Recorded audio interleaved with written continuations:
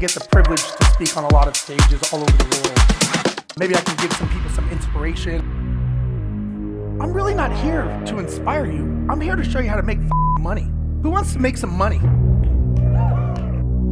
We're here for profit, right? We're here to build a business that runs without us, to create a family, a legacy. Question, who here just wants to make more money than you've ever made in your life? That's what this is about. That's why we're doing this. We don't do this to have a job. We're doing this to build a life. How about having so many inbound leads coming in from your target clients that you want 24/7 that you can just sit back and just watch it rolling in? Who would love to be the go-to brand in your industry, being the #1 brand and dominating in your market?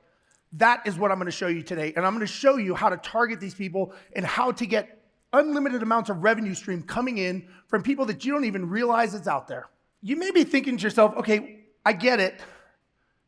Why Steve? Whether you know it or not, whether you own 1 property, 50 properties, you're a 1-man show, 2-man show, 50-man show, we're all a business, right? Does that make sense?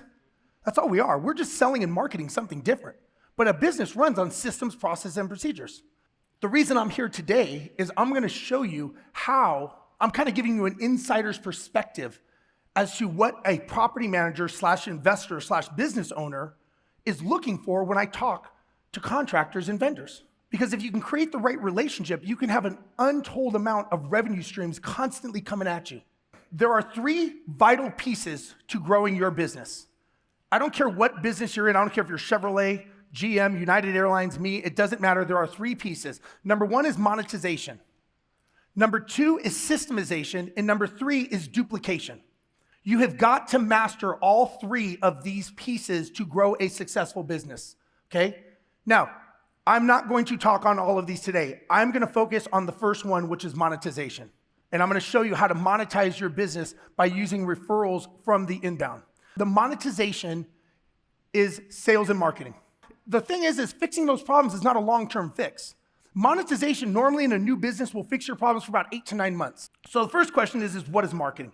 What would you guys say marketing is from a very basic perspective? Like, let's just dumb this down to 3rd grade level. Marketing, very simply, is making the phone ring. The question you have to ask yourself, which we'll go into, is who's the one calling you? But marketing is people knowing who you are, and they go, you know what? I want to talk to them. If you are not solving someone's problem, no transaction is ever going to happen. I ask people all the time, what problem are you solving? They're like, really none. I'm like, well, no shit, you're going out of business. If you're not solving a problem for someone, why would I use your service? Why would I buy something? Now, what is sales? Sales is answering the phone, right? Very simple. And then it's converting that person to become a client.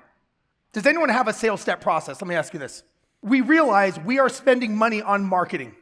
We are either spending sweat equity or we are investing money. There's what's called the client acquisition cost. You are spending money to make that phone ring. You need to know what that number is. And then when that phone rings, that's sales job. Sales answers that phone, okay? There are typically 22 steps in a sales step process. It could be texting them back, it could be answering the phone, it could be getting them information. 22 touches in a sales step process. Does anybody know where the majority of sales are made in a sales step process? 80% of all closes happen between the 5th and 12th touch. All you gotta do is show up and you're gonna get business from them. If you don't have a sales step process that's documented and scalable, at some point, you are losing money. You guys need to understand sales and marketing is the lifeline of your business. If you are not focused on sales and marketing, you are going out of business. You just don't realize it until your bank account says 0. Do you guys agree that you should have different avenues of revenue streams coming into your business? You don't scale doing one thing in one product. It doesn't work that way. Despite what you may think, it does not work that way. You need to have multiple ways.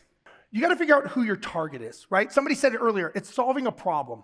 Who here could tell me their target client? Can anyone tell me their target? Does anyone here hunt? Any hunters in the room? Okay, when you guys go hunting, you have a certain time of year, certain weapon, certain caliber bullet to hunt a certain animal, even a certain time of day, yes or no? So when you are hunting a target for marketing, you are hunting. You have to know specifically what you're going after. So if you don't know specifically who you're hunting and who you're going after, how do you even know they're the right person calling you? What I recommend is grading your clients. Okay, how do you grade your clients? Well, just like in school, we had A's through D's. Some of us had F's, but we'll leave that alone. So what is a D client? A D client, they're cheap, they fucking take up your time, and every time that phone rings, you're like, fuck, here we go. It's gonna be a 30, 40-minute phone call. They're gonna bitch and complain. They are the cheapest, they take up your time, and there's never a resolution because they are never happy. Has anyone ever had a D client? Yes. We all do. You have to learn how to fire your D clients, and I'm gonna show you how to do that in a second. A C client is someone who either takes up your time or they're cheap. It's one or the other, but they're tolerable because they pay the bills. It's like, you know what? I don't really like talking to this dude, but it's okay. The B clients, your B clients are actually your silent majority. They're the ones that pay the bills. You never hear from them. They're happy-go-lucky. You talk to them, hey, thanks a lot, great job, loved you guys. You're like, wow, money's been paid, no worries. That's actually the majority of your clients, but you don't hear from them. Why? Because you always hear from the Ds. And the Ds, it's the 80-20 rule. The Ds are taking up the majority of your time. The next thing are the A's. Can anyone tell me the difference between an A and a B?